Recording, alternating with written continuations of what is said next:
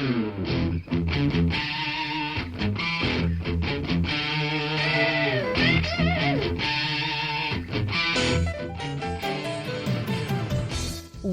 to Thriving Entrepreneur with your host, Steve Kidd, third-generation minister and 30-year business coach. Listen in as amazing, world-changing authors, speakers, and coaches share their struggles and victories.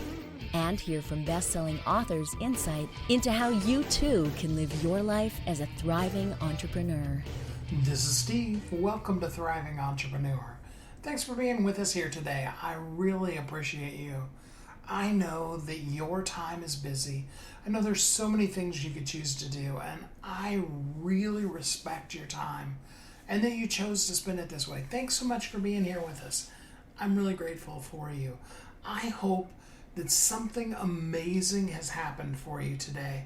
And if it hasn't yet, then maybe even this podcast will give you some insights, some hope, some ideas that will help the rest of today be amazing. Sometimes we don't have control over that, you know what I mean? Some days we just get that call from that person or, whatever it might be. And, it's real easy to allow that to control our day. But I would encourage you for just a second here, take a moment, take a deep breath. Yeah, that's it. There we go. Now exhale out. All that was. You see, even a minute ago is the past. We can't do anything about it now, so let's move on, right? Let's decide together that today is going to be an amazing day. Now, for some of us today's actually been a really great day. That breath, that inhaling, still good to stop for just a minute and rejoice, to celebrate how great today is. Be glad that you're having a good day today. Think of the days that you've had when you haven't had a good day. Know what I mean? We've all been there too, haven't we? Oh my gosh, haven't we? So I just really wanted to take a minute for all of us to reset, to count our blessings, and to look forward for what the future, even the future of 1 second from now, the possibilities that future is going to bring. It's so exciting when we think about it.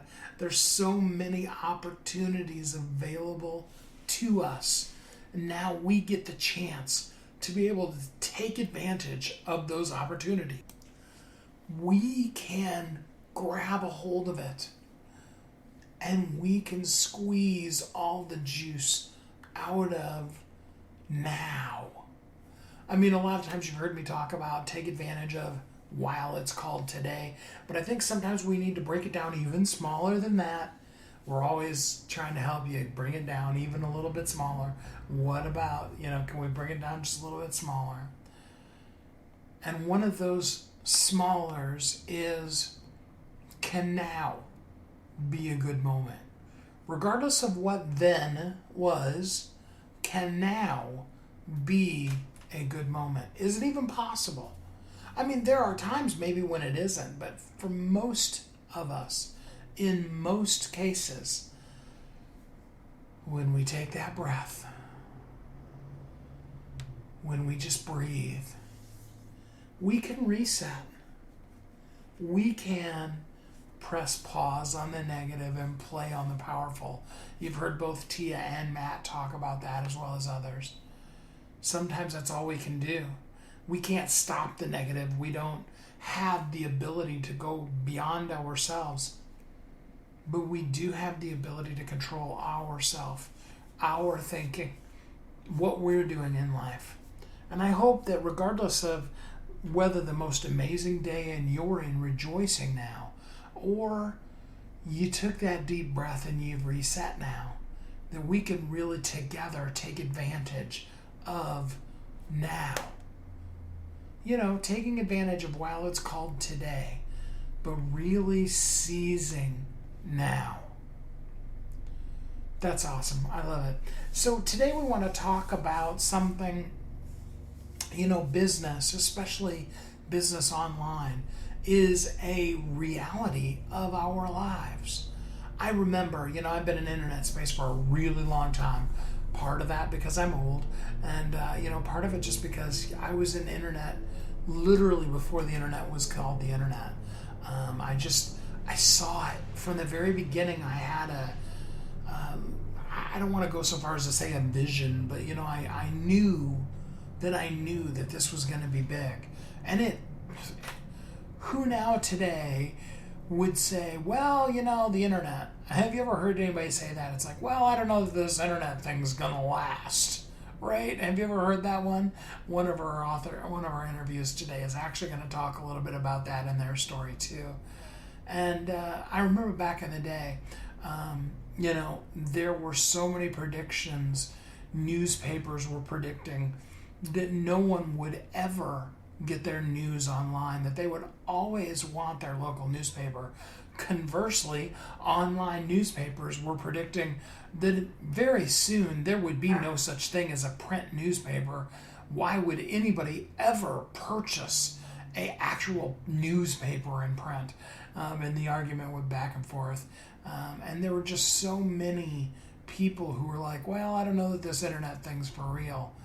Now, of course, we know it's now 2020, and we know the internet's not going anywhere. It is a powerful tool.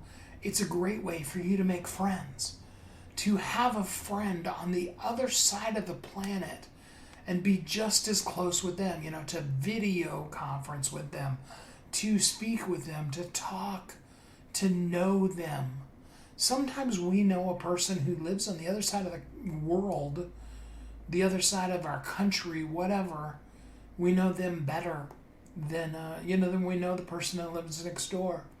My good friend Cece and I were talking a couple of weeks ago, and we both put in the agreement that, we don't have a lot of local friends, and that's okay. It's not a matter of either of us being standoffish or anything like that. It's just simple. The really great friends that we have happen to live someplace else. And Cece was saying, she goes, I don't think I even have a friend that lives in my same time zone.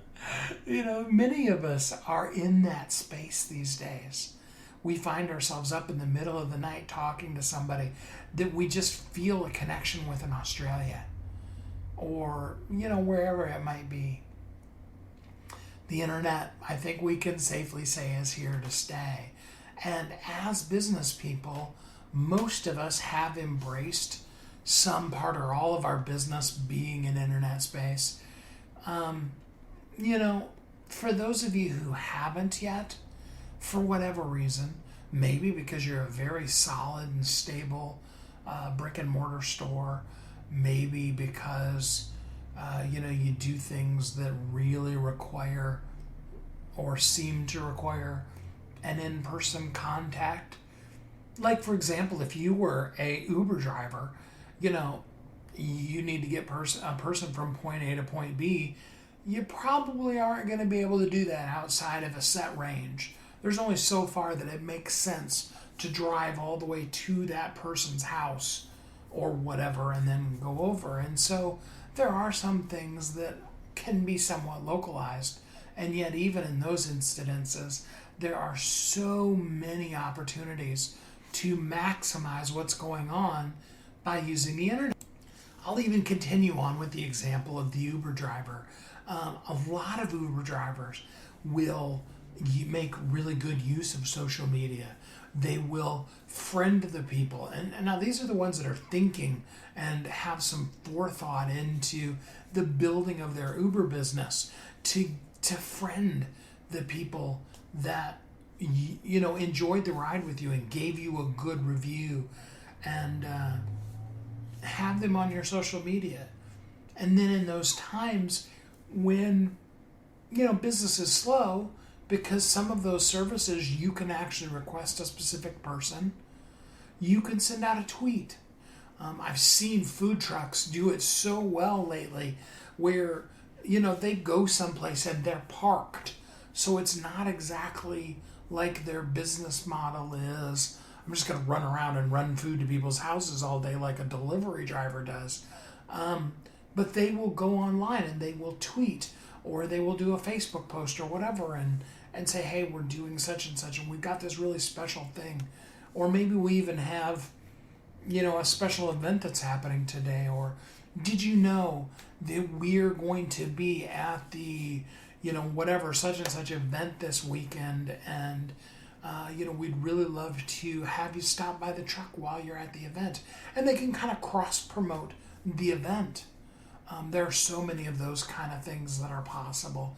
The internet is such a great space. It's also a great space for invention or inventiveness, to up-level something or to come up with something that nobody else has ever done. I don't think there's necessarily any space that I can think of that there's just no more room for innovation. I was just thinking of a Shark Tank episode that I saw not that long ago, where the guys that were on there had literally invented a new wheel. The wheel was specifically designed for skateboards, and I don't know enough about the product to give you a plug for it or whatever, but rather than just being the typical round wheel that you would think of when you think of the wheel, it was shaped differently and worked differently. And it was interesting, even in something as basic and simple as the wheel, which has been around for thousands and thousands of years, that there's still innovations possible. Sometimes you'll invent or innovate something, and the market isn't really looking for that, and that's okay too. But sometimes that better mousetrap is exactly what the world has needed. I mean, if you need it, then and it's not available, then maybe you should invent it. Maybe you should get together with somebody. Maybe you should share the idea with somebody who can produce it. I don't know what the concept might look like, but one thing is for sure, and that's that then the internet gives you the access to literally the entire world as potentially your marketplace. Doesn't matter whether you're a coach, an author, a speaker, an inventor, you have a brick and mortar store, you sell life insurance, whatever that might be. There are so many ways that the internet can be so helpful, so useful for you, and can up-level what you're doing so that, of course, you can live as a thriving entrepreneur, right? Because that's what we all want. We have our business. We want it to succeed. It's like our other child, and we work and we sweat and we give our all to it, just like we did with our family and our children. And we want to see it grow up and be empowering and effective and powerful. We can do that.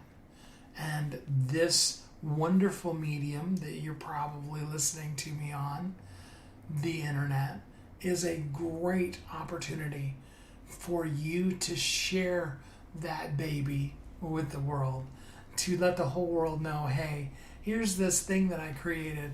I want to share it with you. I want you to really have whatever in your life because of this thing that I built. I really do hope that you do have an internet play. If you don't, I've got a couple of guests today that are going to both share what they do in internet space, as well as some ideas that might help you be more innovative, might even allow you to up-level what you're doing in a new, exciting, and powerful way. So are we ready to take the journey today as we all strive together to live as thriving entrepreneurs? Don't go away. We'll be right back. You've heard Kathy and I talk about it. You've seen the workshops. You have watched as others of your friends have become a best-selling author. And now it's your turn. Let me ask you this. What would being a best-selling author do for your business? Over 80% of people surveyed said that they want to write a book, which means that if you're listening, you probably are one of those people. Now is your time because you have a message that needs to be shared. that message is not for you. It's not for your ego. It is because it serves other people. Kathy and I are here to help you share your unique brilliance with the world. All you need to do is go to wehelpyouthrive.com, check us out, and find out how you can be a best-selling author today. Welcome back to Thriving Entrepreneur. This is Steve. Welcome back. Thanks for joining us today here on Thriving Entrepreneur as we work together, as we embrace the internet for all it could possibly do and look at some ways that we can market what we're doing, we can innovate our ideas, and we can really be powerful in what we do. So first up, we want to talk about digital marketing, about what's possible out there that you can do in internet space to advance your mission, your message out into the world so that you can show up powerful as exactly the person that you are. Join me in welcoming Andrew Faridani. How are you today, Andrew? Very well, Steve. Thank you very much. Great. So tell us all a little bit about who you are and how you show up in the world. Sure. Thanks, first of all, having me on the show. It's really appreciated. I myself, I come from the background of heavily infused into the digital ad space, going back around about starting in 2003, 4.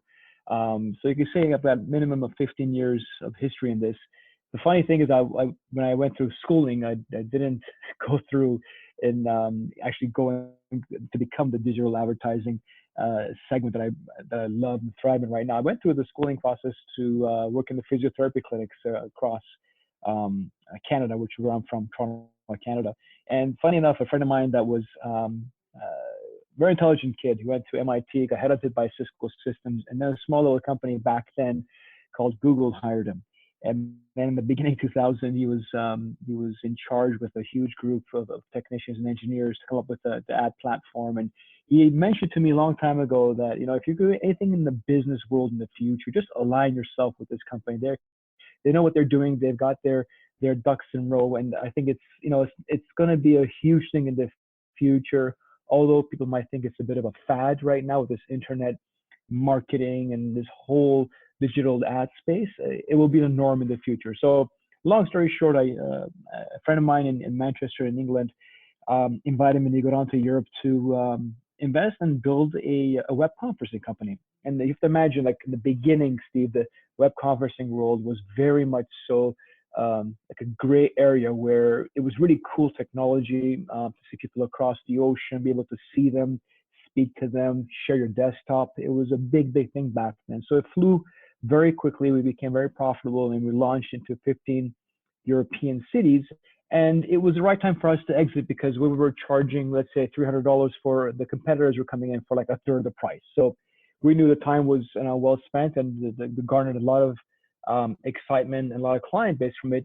And we sold the technology to that company. And funny enough, I realized back then that, if I've grown my business via the digital ad space world where I acquired customers online and we did pretty well in doing so, why don't I help other companies do the exact same thing? So there was the birth of my next plan was to help as many small to medium to large businesses succeed in the digital world, to do exactly what I've done with my business. And, a lot of different verticals and niches that you can look at, but ultimately is to do with providing that level of knowledge and expertise to that newbie customer that can get them success. So that was in 2004-5, and we launched it in a very big way in 2008. And then I came back to Canada to really basically to do the exact same thing in Europe that we did in a very short space of time in Canada.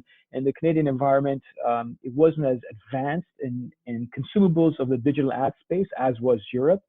But very quickly, a lot of clients found us, and we helped them succeed in their own digital space. And then next thing you know, we're in US and Canada helping a lot of SMBs to conquer this very convoluted, very it's a space whereby you need to know what you're doing. Otherwise, you'll be spending a lot of money and seeing that go to waste. So we're enthralled in helping all the SMBs across North America, getting them success, helping them out.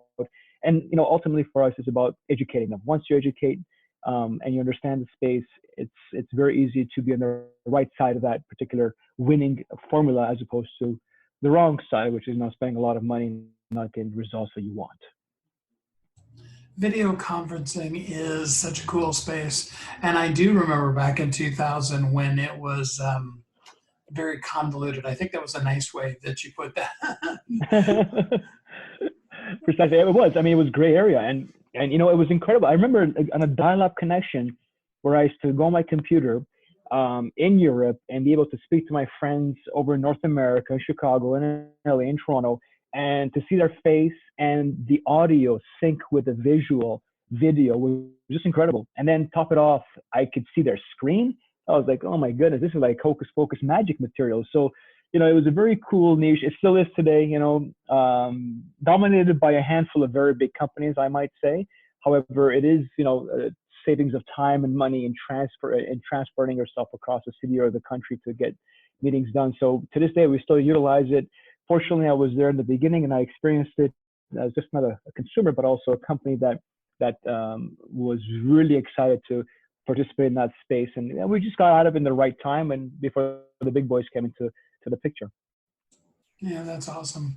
Yeah, I saw now that Facebook actually even has a portal that they've created that you can just use your TV directly to be the next version of that. And I'm like, oh man. We're up to different. Facebook is doing a lot of creative things, but for them, they have the user base already. So just to add on additional products, which is a great idea for them. And there's going to be a lot more people coming into this space, I'm sure. Ultimately, the technology that they utilize and the systems that they deploy will be the key differentiator in the mass adoption. So yeah, it's an exciting space, and we were privy to it in the beginning, and now we're doing the whole marketing for these companies as opposed to being the provider of that service. So when it comes to marketing, especially when you start talking about the internet back in the days of 2000 and dial-up and all of that, I know you've learned a lot of things and probably had a lot of bumps in the road too. What is maybe the biggest thing that you've learned that you could share with the audience that's really powerful when it comes to marketing your business?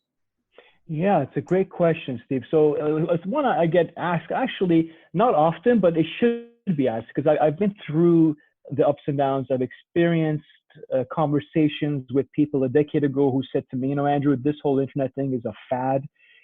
It's not a necessity. It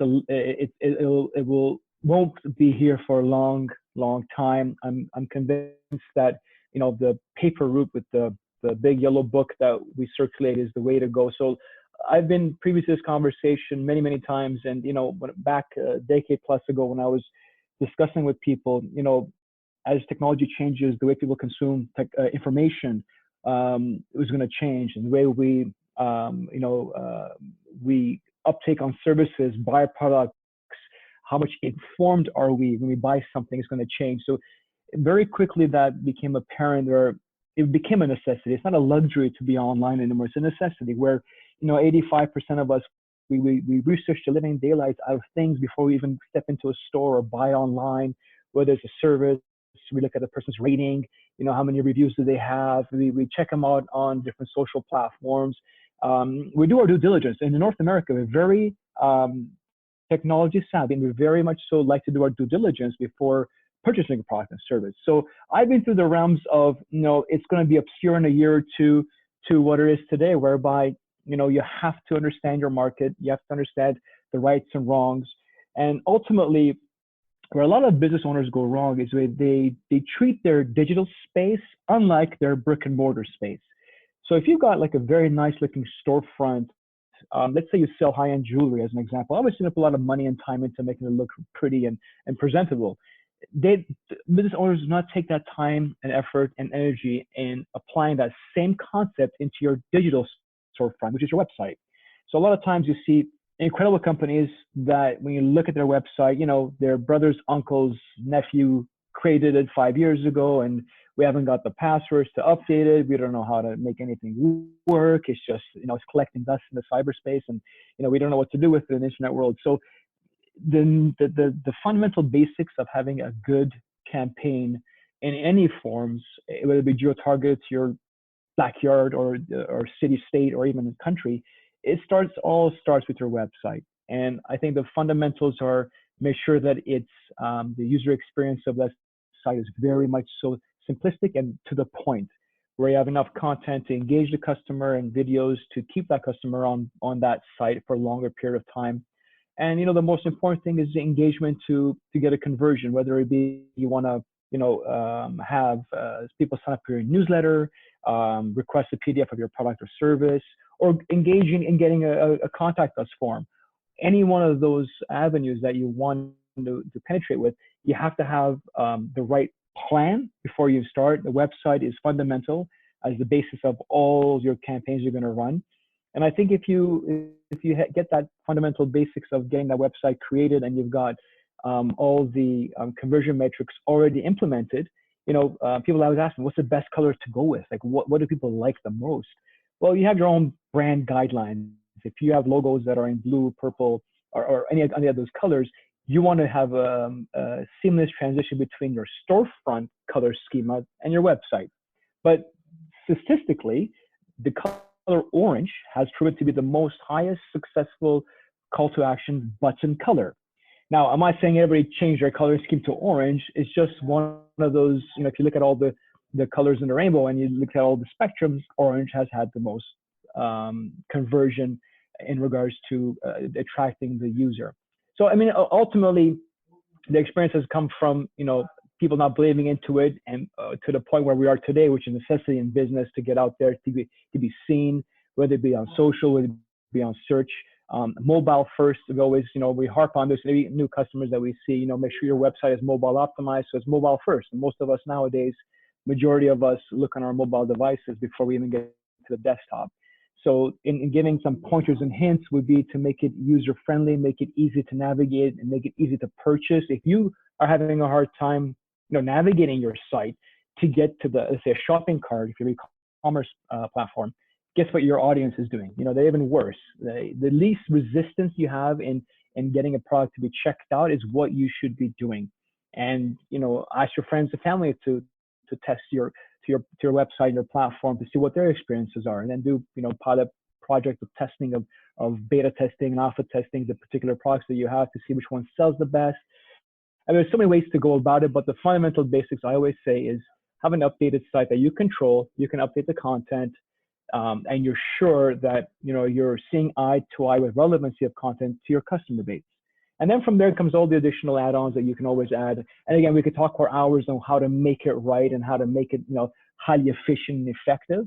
But I think where it boils down to is if you have a storefront that matches your digital storefront, and you have your best foot forward in that digital space, and you create a program, an action plan. Let's say, what am I going to do for the first 30 days, 3 months after a quarter passes, and you have a nice plan set forth. You're not going to hit out of the park in the first time, and I want to assure everybody of that. However, as repetitive testing happens, you'll find the right things to do, the wrong things to mitigate, and then you have a healthy plan of expanding your business, whether it be you're selling products or going to a service-oriented platform. Those are the basics I think that I would definitely tell everyone, educate them on. From that point on, becomes a bit more advanced. And then once you get to that stage, there's others that can help you. You can reach out to your local providers that can help you with those additional advanced platforms. You can Google them and find out who they are, get their reviews, do some background first before you engage with agencies, because not all of them do or say who they really, really are, and they don't come through with their promises. And you just do your due diligence and find the right fit for you, a local that you can, see eye to eye with and engage. It's a wonderful space. It's growing leaps and bounds. And, in my opinion, it's just the beginning of what we're going to see in the next 5 to 10 years. Yeah, I used to advise people, if you want to see if your site is user friendly, get your mom to see if she can go online, tell you what you do, and order your product. Not sure that's as true anymore because a lot of moms are internet savvy now. But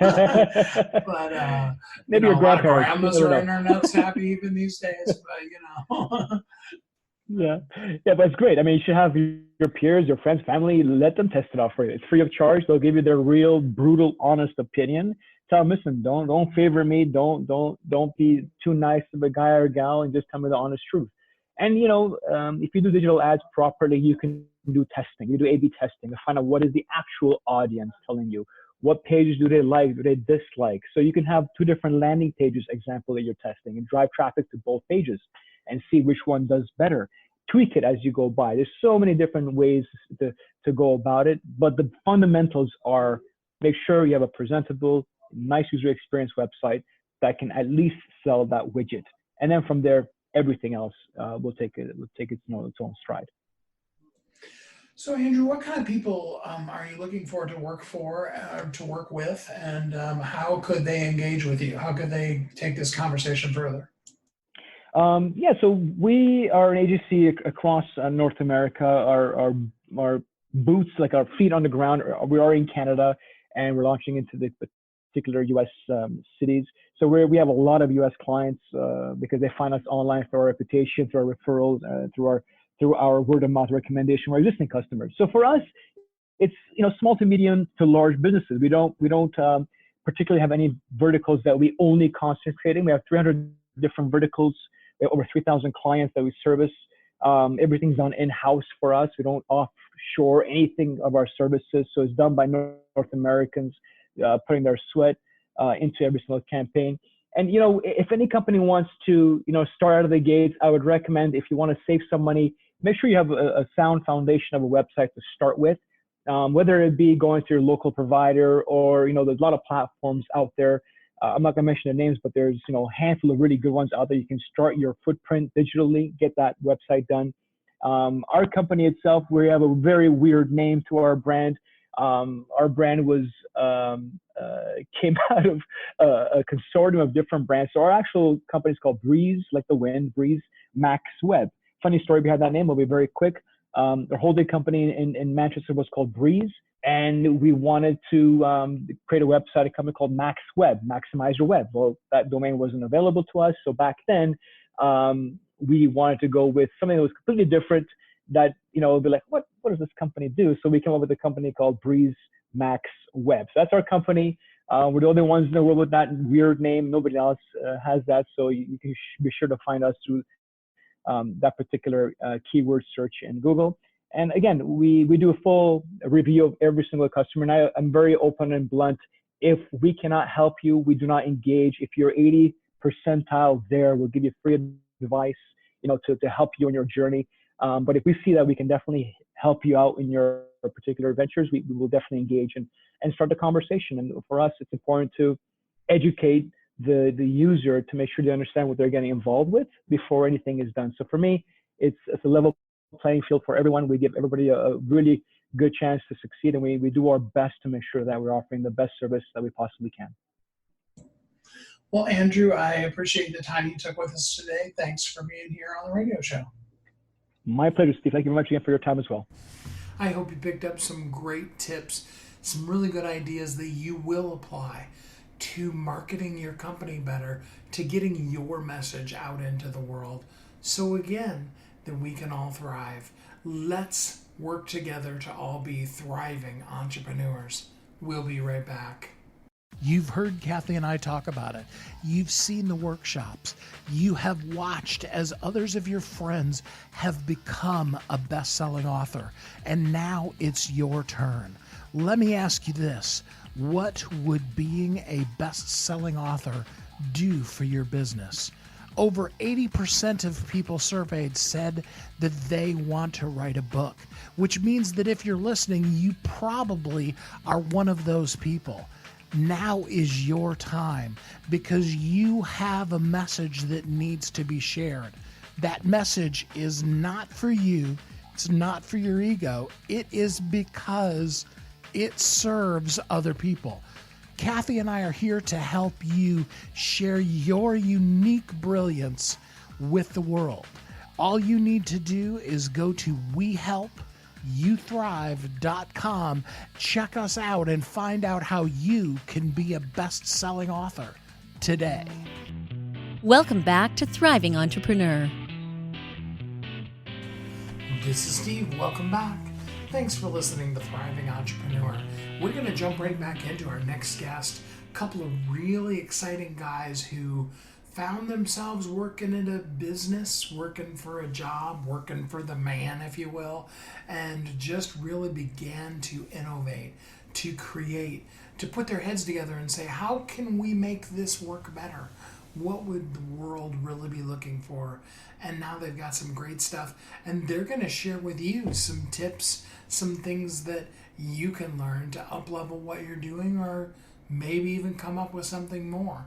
Are you ready for it? Let's jump right back into it. Join me in welcoming Trevor Cowley and Kale Goodman. Hey guys, glad to have you on the show here today. Happy to be here, man. We appreciate you having us on. Yeah, Steve, it's nice to be a part of your program or your podcast, man. It's going to be fun today. Absolutely. So first of all, tell us just a little bit about who each of you is and how you show up in the world. Okay, cool. Do you want to go first? You want me to go first? Go for it, Kale. So this is Kale, and we're entrepreneurs. We met each other clear back in like 2002. We both worked for a telemarketing company. We were just, really young sales guys. Yeah, young sales guys. Yeah. And we both come from kind of similar backgrounds. We both grew up, on the lower, income side of things, if you will. And basically, we, high school dropouts, just started working jobs and ended up meeting each other at a telemarketing company. And from there, we've just always stayed in contact and had, a friendship, and, we've went about our ways and then come back together. But,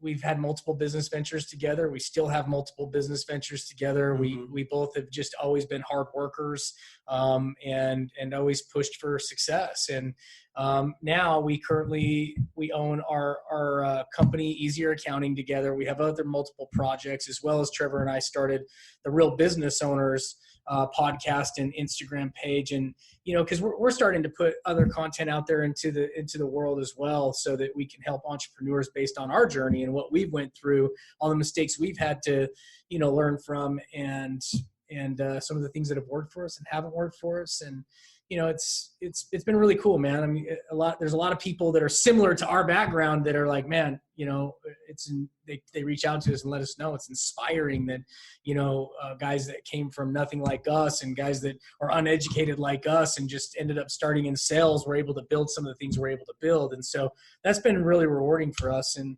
I hope that we're viewed as, people that can accomplish anything despite what your background is or your past choices and mistakes are and all that. So that's a kind of a quick version. If you Yeah, absolutely.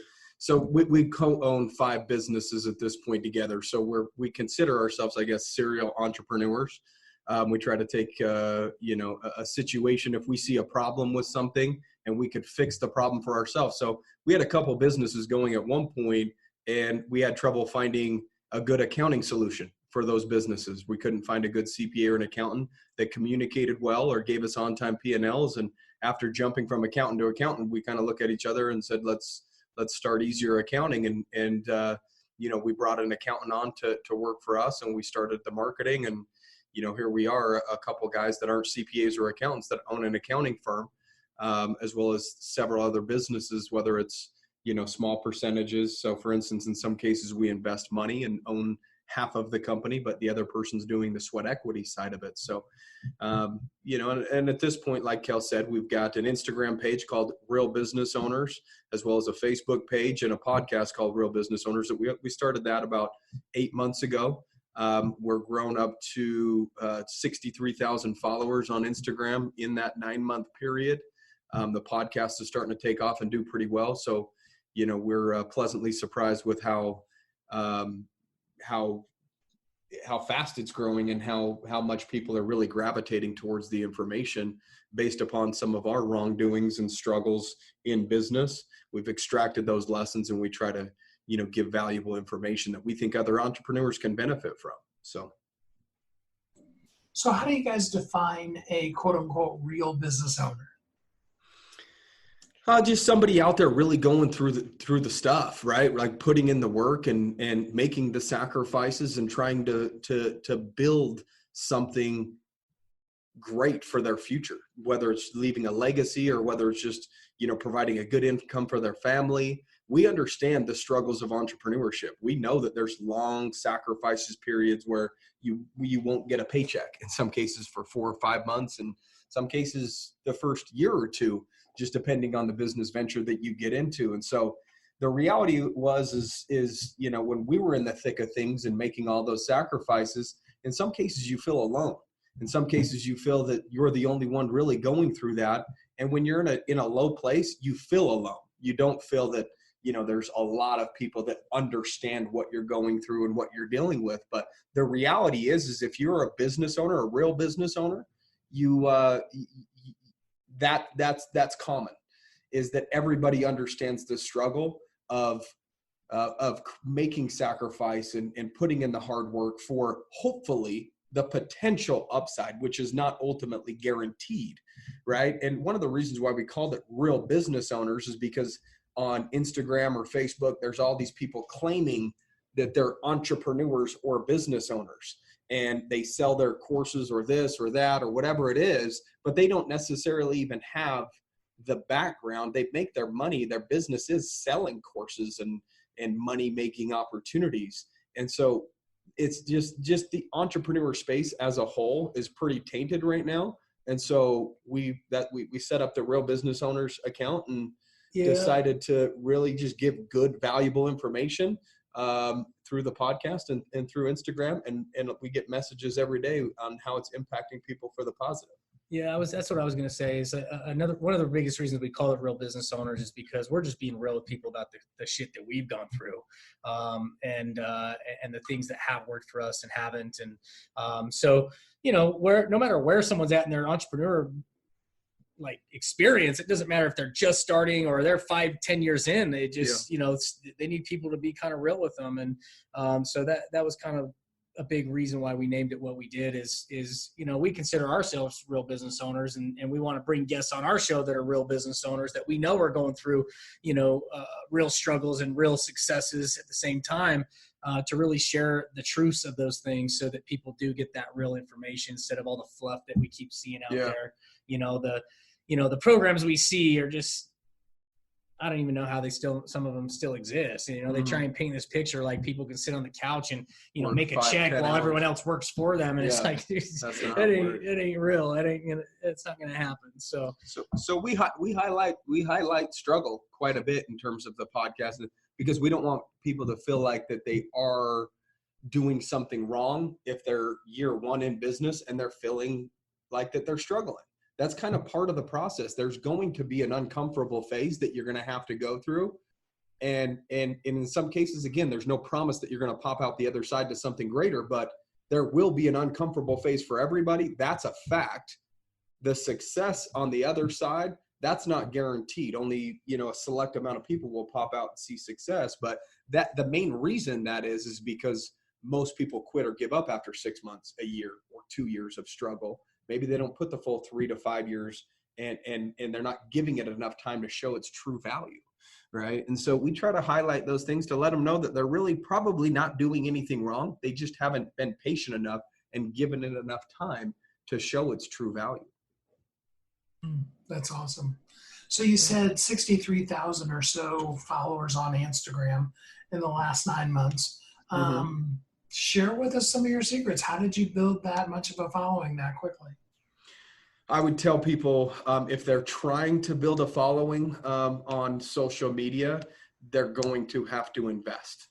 You cannot expect results, but not necessarily give or invest into that. You can't go 70% or 80% and kind of go through the process of trying to build a following. You have to commit 100%.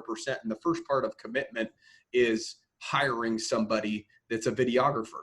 That's one of the first things that we did with no promise of any return or anything like that. We just took the leap of faith and hired somebody in-house that walks around with a camera and records us. And, you know, he slices these videos up that we post on Instagram, or, you know, makes these clips from the podcast that we post on Facebook or Instagram that, you know, motivates people, whether it's a 1-minute clip or 2-minute clip or whatever it is. And then, you know, we spend money on getting it out there. So right now, I think we spend $2,000 to $3,000 a month is where we're at, to grow the following and to get the message out there.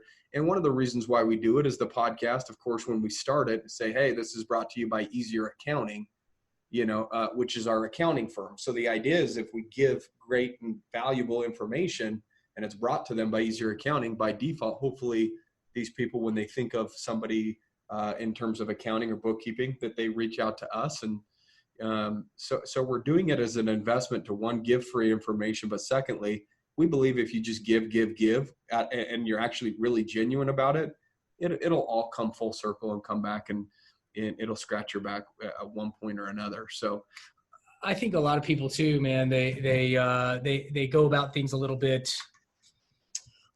backwards, you know, like a lot of times they're like, hey, they're trying to get these influencers, or they're paying people to share their posts just to build their following. And we did that too with our business page, and it didn't really work out because the people that we're following were just incentivized to follow on someone else's following. They didn't care who we were really.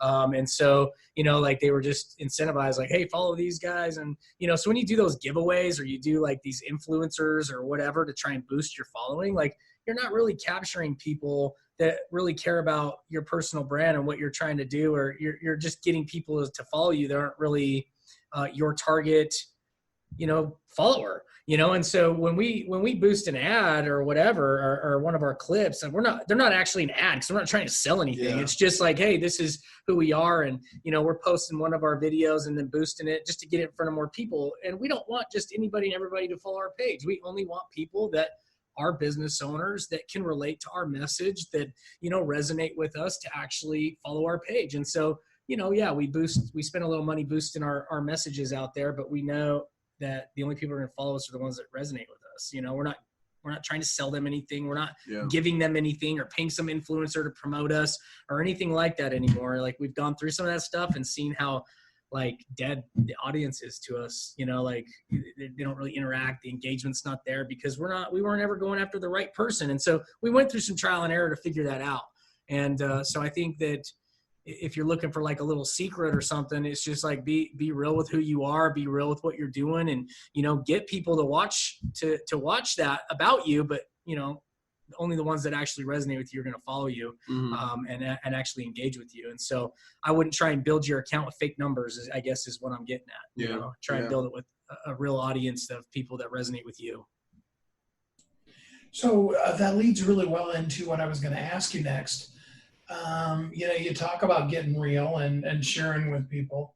What would you say is the biggest mistake that you've made in any of your businesses? Oh man, there's a lot of them. We actually had an entire podcast that went over, you know, failures and mistakes. Now, to be quite honest with you, I mean, we could talk about different, you know, mistakes in terms of money that, you know, the big one that we talked about on our podcast where we lost $225,000. But I would say one of the biggest mistakes is not investing into ourselves sooner. To be quite honest with you, because at this point we invest $14,500 a month in terms of entrepreneurship groups, high-powered entrepreneur groups, to where we're learning from people that are worth hundreds of millions of dollars. Because if that's where we want to be, our problems today are their yesterday's problems, right? And so if we surround ourselves with those type of people and we utilize the knowledge that they have, it can help expedite our process through this, navigating this path to success, so to speak, right? And so we're heavily invested into self-improvement. And again, self-improvement, not necessarily business improvement, because we believe that if you improve upon yourself, you're a better individual that's operating the business. So by default, the business gets better. You should be investing into the mind of the individual that's operating the company, which is you. And I think a lot of people make the mistake of, how can I invest more into my business? Why is my business not growing? Probably because the individual behind the business isn't growing. And we went through years and years of kind of the same level of income, $3 million, $4 million, and kind of hit a plateau period for a long time. Yeah. And when we really started investing into us and information, whether it was podcasts, whether it was books, whether it was entrepreneur groups, that's when we personally started leveling up and stretched our vision to the point to where our businesses ultimately benefited. Yeah. And I would say, honestly, too, it's opened our eyes up to some areas where we were making mistakes. Me and Trev, we came from these, young, dumb, inexperienced sales guys, Yeah. And so when we started our first business ventures, it was all about like sell, grab cash, build up the revenue, and like, we weren't delivering our actual products and fulfillments and stuff that we created at 100%. We didn't realize that at the time. But when we started developing ourselves and we looked at things, it's like, dude, we know we could do better here, and here, right? Yeah. And so we've actually tore our business models down to the bare bones and invested a lot more money into our fulfillment and creating a better experience for our customers. Because one thing that, we can only sell for so long.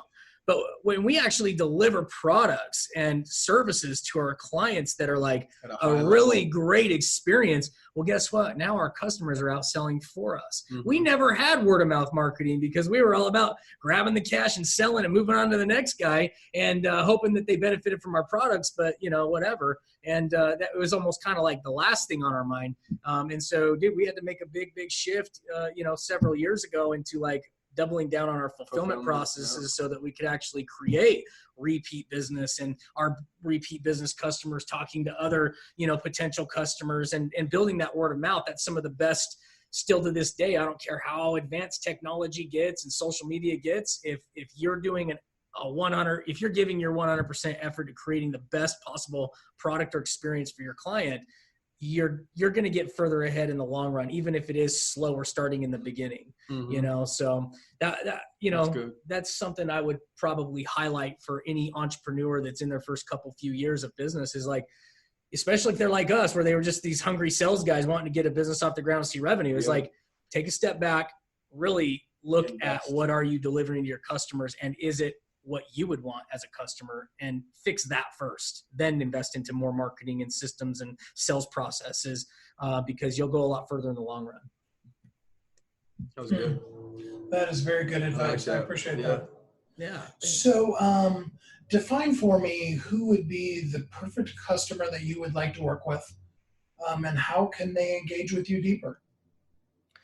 Yeah, man. If you're talking about like our accounting business, we've kind of built our service to be very highly serviced, meaning like we don't, and a lot of people they don't see this in accounting firms, because accounting firms, they're a lot more reactive versus proactive. And so if you're talking about our accounting business, we are very communicative with our customers. We put a lot of effort into delivering on-time financials and P&Ls, and we put a lot of effort into making sure we're going above and beyond for people. And so for us, an ideal customer is somebody that their business is getting to that, high 6 or even 7-figure level. And they're kind of like, man, should I hire somebody in-house to come in and be my HR and do my payroll, do my books, take care of these invoicing calls for me and this, that, and the other. Well, the ideal customer for us is that person, because if they're going to pay somebody $15, $20 an hour, which is about the going rate for a starting HR person, and then plus you're going to have the cost of like matching their Social Security and benefits if you offer any. If you add it up over the month, that's going to cost you $3,500 to $4,500 a month to have that type of person in-house if they're a 40-hour-a-week employee. And so our ideal customer is somebody that's kind of at that phase in their business, and then they find us and they're like, wow, you can do this, and this for me for $1,200 or $1,500 or $2,000 a month, where you guys can take care of everything. That's kind of like our ideal customer. But we do have some people that hit us up that are, not quite to that point. They just need to handle their books and they can only afford $500 a month. And so we can take people from kind of that level to somebody that's worth maybe, 8 figures, or their business is doing 8 figures and they're more like a $2,000 or $3,000 a month customer. Like, we can handle almost any level of business, but our ideal customer is somebody that's kind of at that point. And then if I don't know, if you're talking about our real business owners, we're just. Yeah. In terms of real business owners, I mean, like we've said, we haven't made any offers or anything, so we don't necessarily have customers. Yeah. If people want to connect with us and just get valuable information based upon our experience, I mean, this year alone, we'll break over $10 million in revenue between our businesses. So it's not like we're just a couple of young guys that don't know what they're doing. We've been through, a lot of ups and downs over the last 10 years, and we've kind of figured out, how to build companies and build businesses and create systems and processes. And we speak about these things on our podcast and on our Instagram page, and all this information is free. And we just hope individuals, take that information and aren't just content consumers, but they take that content and they actually apply it and utilize it and see how valuable it can actually be once it's put into action. So the way to connect with us is, you go to Instagram and follow us at Real Business Owners, or you can go to Facebook and just look up Real Business Owners. And if you're a podcaster, you can just look up on iTunes, Spotify, or, any major platform, just Real Business Owners Podcast, and they should be able to connect with us.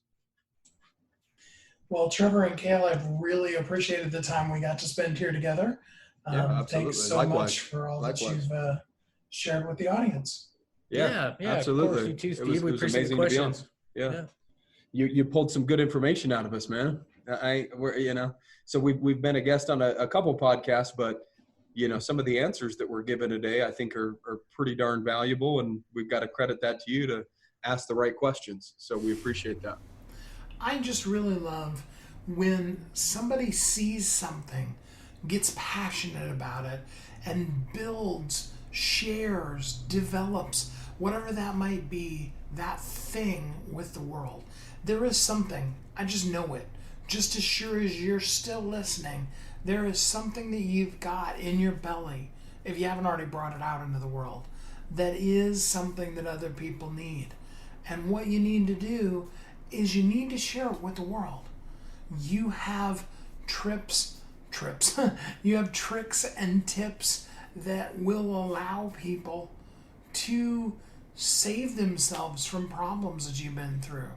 You have a message that needs to be shared with the world.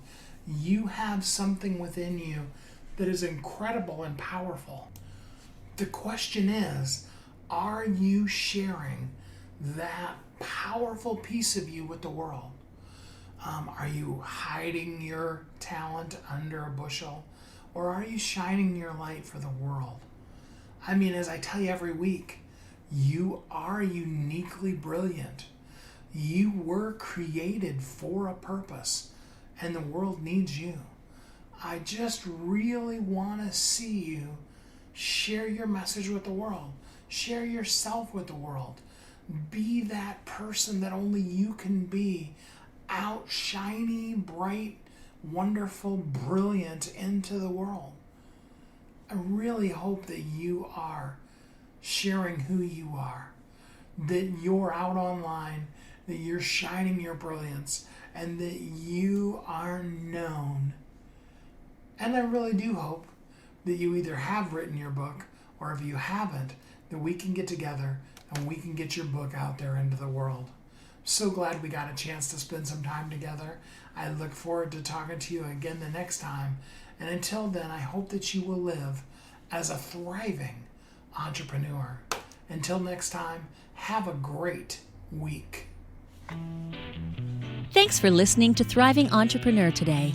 If you want to get your question answered, send an email to questions@wehelpyouthrive.com. We look forward to you joining us again next time. You've heard Kathy and I talk about it. You've seen the workshops. You have watched as others of your friends have become a best-selling author. And now it's your turn. Let me ask you this. What would being a best-selling author do for your business?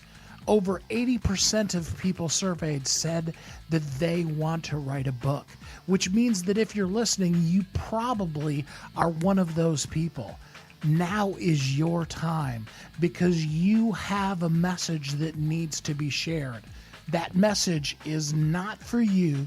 It's not for your ego. It is because it serves other people.